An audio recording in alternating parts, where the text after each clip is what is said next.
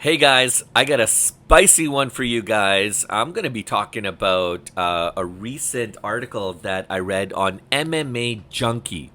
If you guys are not familiar with MMA Junkie, go check them out because they have some unbelievable content, some great storylines, and there was an article that actually really piqued my interest, so much so that I felt compelled to wanting to talk about it myself because I've been talking about these guys for quite some time. So who am I talking about? Well, I want to talk about Arman Tsarukyan. Yes, Arman again, guys. He made the headlines once again, but not necessarily what Arman did as per se. But I want to talk about Paddy Pimblett and how unimpressed he is. How unimpressed he is with Arman Tsarukyan's resume.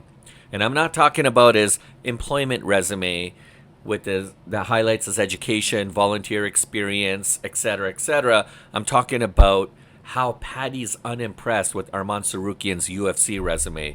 Now, I want to get into this and why this matters and why this is a big deal, guys, because this is kind of like a precursor to what's to come. And all of this really ties in together, and it does kind of revolve around Ilia Topuria wanting to step away for personal reasons, which we've covered extensively on this channel as well, but also about how Arman feels that he's been snubbed from a potential match for the belt. And yes, Ilia Topuria is still he's still the champion, guys. He still has the belt. He hasn't been stripped of his title or anything like that, at least not yet. And we got Paddy the Baddy, who's going to be taking on Justin Gaethje for the interim title, guys. And look, all of this matters. And of course, Arman's going to be watching all of this unfold from the sidelines. And he's not comfortable with being a spectator. He wants to be in the ring, in the octagon with these guys, and he wants to take on whoever he needs to take on for that title. That's just bugging him. So let's talk about this, guys. And before I get into it, welcome back. Welcome, everybody. Welcome to Duality 7X. I'm your host, Shiraz, and here we cover all the latest trending stories when it comes to the world of MMA, UFC, WWE, and boxing. No fluff, no biasness, guys. Just real fight talk. If you guys like and hear what you see, it would be a great honor if you guys could just smash the like and subscribe and share this with your friends and hit the bell notification so you guys never miss a beat. So let's break down Paddy Pimblett versus Arman Tsarukyan potentially. Why Paddy says that Arman is not snubbed, or he wasn't snubbed, and why why this whole lightweight situation, guys, honestly is like messier than what a lot of people actually admit. So yeah, like here's a situation. Ilia Topuria is going to be taking off some personal time. We've already established that. Okay, this is not a surprise. We've covered it extensively here. He's got some personal things going on with his life, with his family life. He wanted to step away and just kind of get away from the noise so he can clear his head and he can focus his efforts on his family. Rightfully so. That's the right thing. That's the thing that everybody in that situation should do. But a lot of people are feeling a little, cold about how he was able to just step away, but still very active on social media, calling people out, chiming in on fights, more than he's ever done before. And meanwhile, all the stuff is unfolding and happening with his family and the courts and with the spouse, and he still finds time to be able to ruffle people's feathers. Now that's Ilia Topuria. Lately, you also had Arman Tsarukyan, who fought in UFC Qatar. He took on Dan Hooker, and it was one-sided all the way, guys. With that victory, Arman thought definitely his name was going to be brought up in some kind of an equation that would involve the title. That did not happen.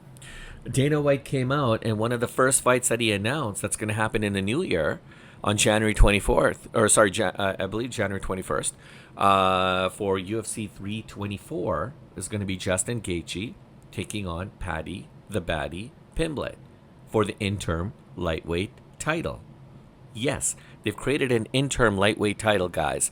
And this is absolutely crazy. People are just losing their minds because a lot of people on one side can't understand how, Arman Tsarukyan was snubbed, never got the nod for candidate for that fight, and how Paddy, in some people's opinion, was able to jump the queue and have this fight. Now, that said, a lot of people are looking at Arman Tsarukyan as the number one contender, okay? And yeah, the fact that this guy never got an interim title shot, it is confusing. But Justin Gaethje, Paddy Pimblett, these guys are serious warriors.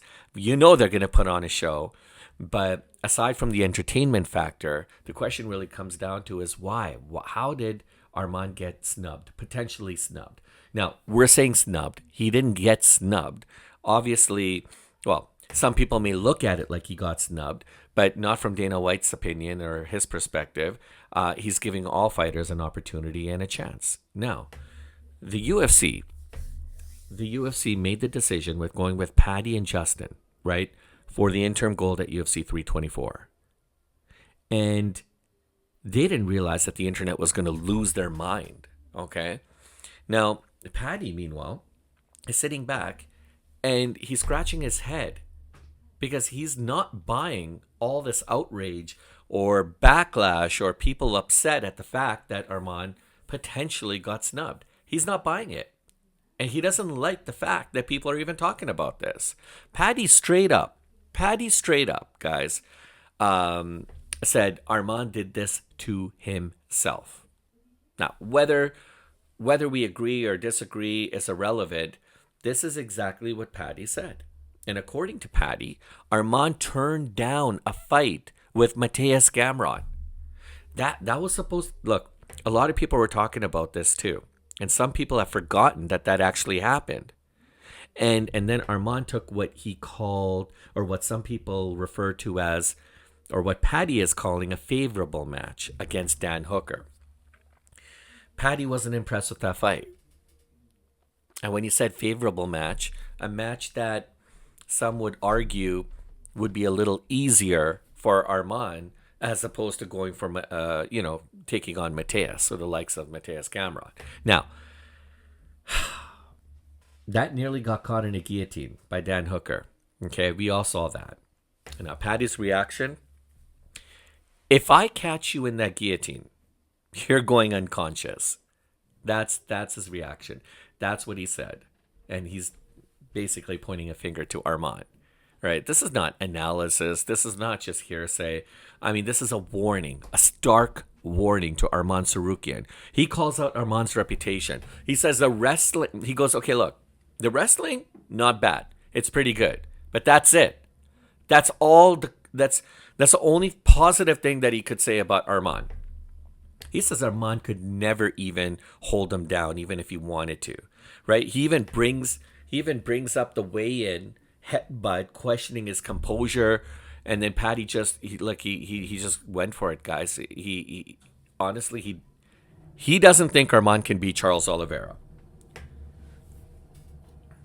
Yeah, Charles Oliveira, guys. And honestly, a lot of fans thought that Charles won that fight live.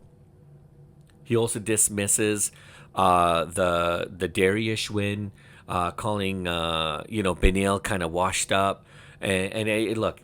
He trashed the whole Dan Hooker Arman Tsarukyan fight. I just alluded to the fact that Arman had that fight completely. It was completely one-sided in Arman's favor. All right, yeah, there was a moment or two. Dan had some moments, but he couldn't get the job done. All right, so love him or hate him, Paddy knows what buttons to push and what talking points to take advantage of, because he knows how to get people talking. So much so that we're talking about this right now. And it was only just, sometime this week that I posted a video about Ilia Topuria and talking about and referencing Arman Tsarukyan in there as well. So he's being brought up in the headlines a lot. A lot of people are talking about him. So here's where I land with all this. The question comes down to, is Paddy over-exaggerating, or is he potentially selling a future fight? Is he playing Mr. Marketer here and marketing, planting seeds in people's heads?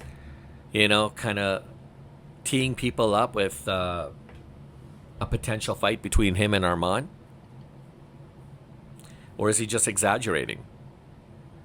I mean, both answers could be correct, guys. I mean, he's not wrong about Arman's path. Not entirely. All right? Arman Tsarukyan, guys, let's agree that Arman Tsarukyan is an elite fighter. There's no questions about it. But if you're in the number one contender and you turn down a high-risk fight, you lose that leverage. And I think these are the things that kind of irked Dana White and his UFC team. Because in the UFC, they don't like it when people play safe. Now, to Arman, I don't really know what was going on in Arman's head, why he didn't want that fight against Mateus, and why he opted to go with Dan Hooker. If he was trying to play it safe, you have to know, by being in that organization, these are the things that piss off Dana White. This is the UFC. Every fight is supposed to be a blockbuster challenge for you. All right? So when you do those kind of things, then you're not going to get rewarded. Right? He ran through Michael Chandler, right? A former title challenger, guys, and finished him. Those are the kind of things that do matter. And they matter to Dana White, they matter to the UFC, and guess what? They matter to us as fans. Momentum matters, guys. Star power matters. And Paddy has both right now. Paddy is a rising star. He's the newest addition to being sponsored by with the Under Armour team. You saw that video that I posted with him and Anthony Joshua kind of play fighting a little bit. He took Anthony Joshua down to the canvas, just kind of having fun. Now, let's be serious here for a moment. What if Paddy actually ends up beating Justin Gaethje? I mean, he becomes undeniable. The interim lightweight champion. Superstar status. And suddenly, Arman has to choose him as his next opponent. Now, I know one thing's for certain. You can say whatever you want to say about Paddy, but he doesn't duck people. Paddy doesn't duck people. He'll take on every challenge as it comes to him. Now, if Paddy loses against Justin Gaethje, he still cashes a massive opportunity. He'll still stay in the mix. He loses again, then that's a different story. For Arman, if he doesn't fight soon, guys, he risks becoming the guy everyone respects.